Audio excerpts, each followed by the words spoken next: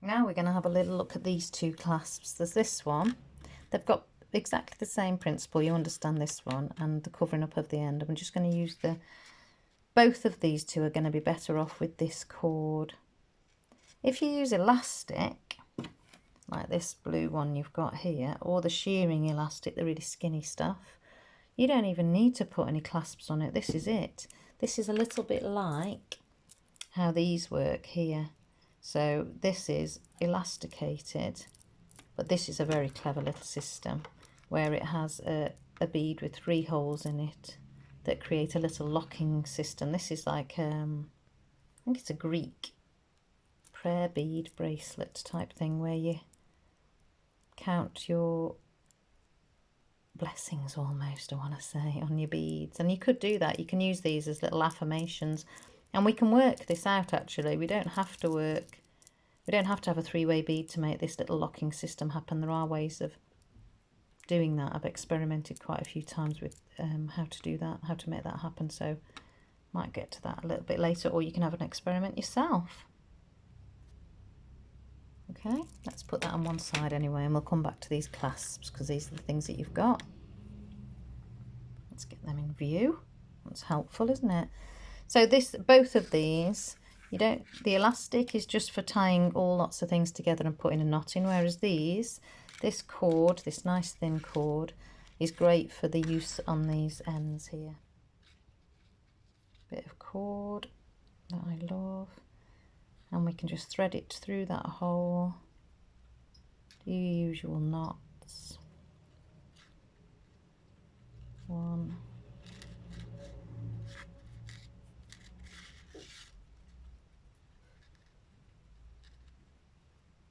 2, and I sometimes put another few in just to kind of keep them together, but make sure that they're going in a nice line so that your beads can go over them. Okay, so that's 4 little knots there, and then I'm going to throw a bead on there to cover that up. And what I want to do is I'm going to use these here, these blue ones. So what I really want to think about is, will that fit over the top? That's a very thin hole. I think I might use one. So let's go back to these wooden beads. This is why I've bought them. I had to go out and buy them in an emergency because I hadn't quite got the beads that would do this little bit for me at the end. So I've got this little turquoise bead, and we're going to slip that through there.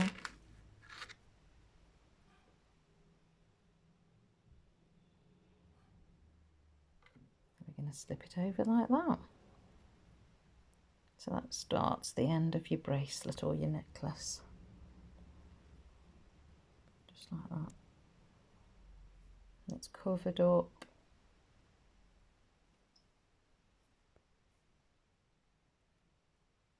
Your knots. So your knots are underneath.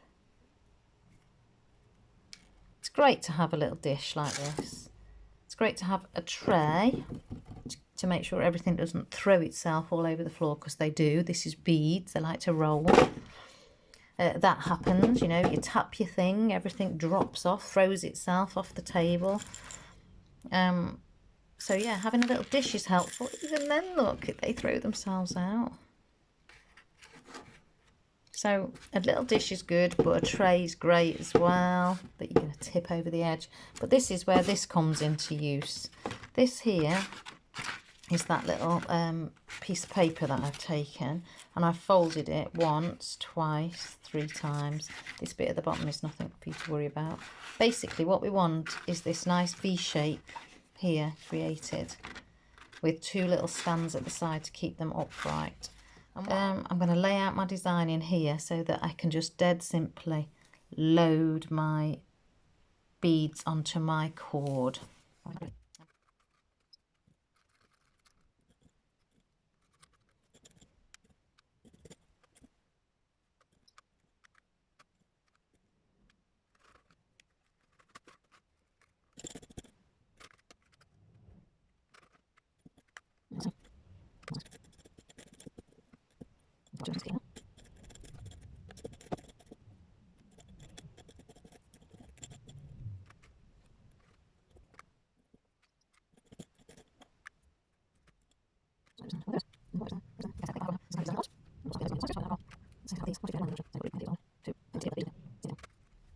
Okay, so I think I've got my design ready.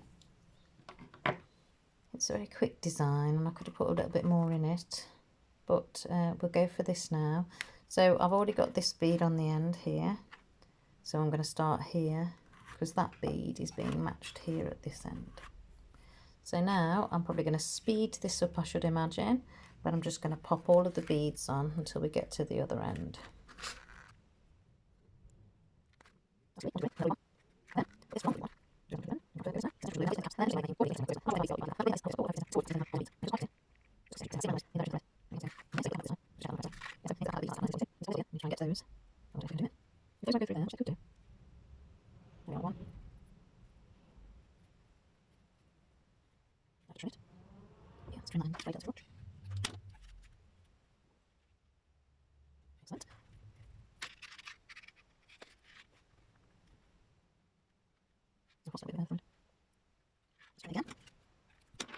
Without trimming your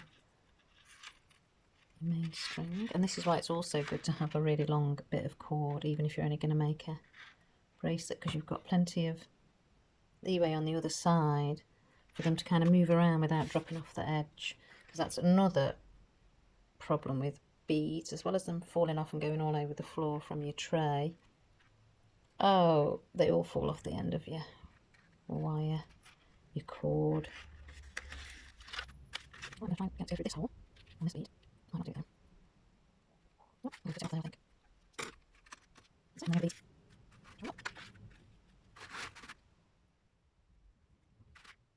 It's just interesting to watch until this bead. Use tweezers if you want as well. Don't have to use every make it. These plastic beads, so they've got lots of edges on them on that end.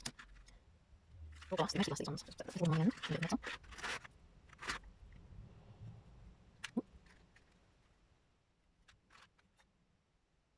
And spring twist.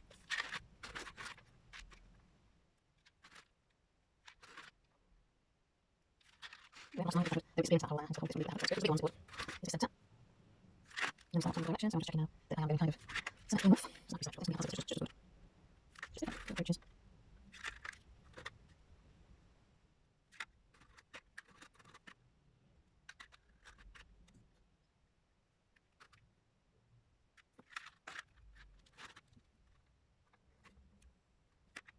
Into 3, I'll into 3, so see through. Small faceted. An opaque turquoise. Now this will be up and round with this little cap. Just going to poke that hole a little bit. So it receives the cord. That's it. Twisting it again really helps. It's like threading the twist. And again, I'm going to have to twist this one as well. That's on there. Those blue ones. Not much, it does. It just makes green how it looks. So, it's the last few now. If at this point I decided that it wasn't long enough, it's going to be long enough, which is a possibility actually. I could add a gap like that look happening, and I could add some more little beads just to kind of bulk it out a little bit, keeping with the theme. These ones got big spaces.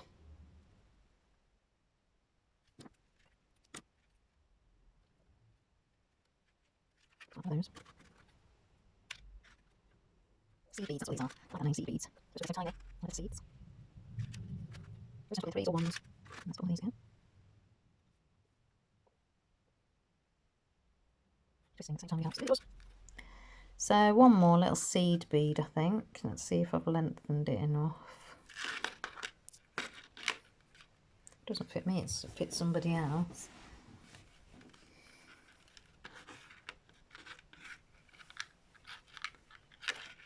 The attachment for this is like this, and it's going to go through that circle. We're going to put the end bead on. I am going to poke it with the little stick just to clear that hole nicely so that the thread is good.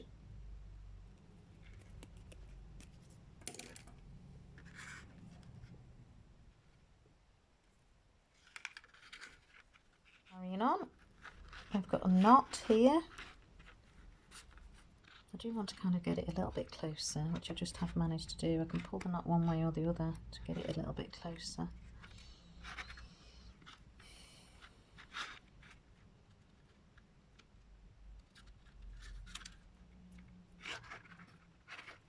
And I'm going to tie it off, cut it off down here, and then thread this through that first bead again.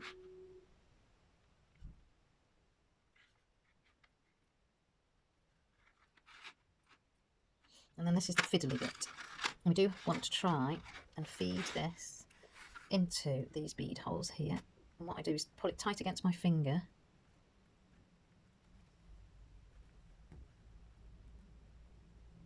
And pull it through each bead as I can. And then I might have to trim a little bit off the lost up inside of that bead.